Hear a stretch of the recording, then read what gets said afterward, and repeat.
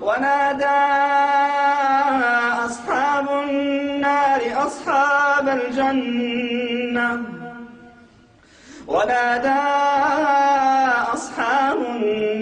أصحاب الجنة أن أفيضوا علينا من الماء أو مما رزقكم الله.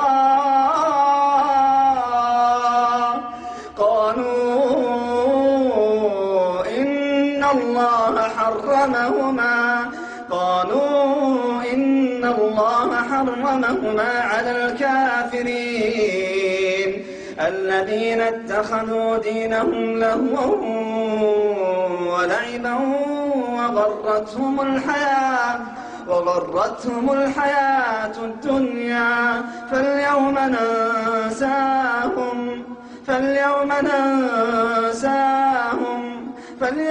ننساهم كما نسوا لقاء يومهم هذا وما كانوا بآياتنا يجحدون.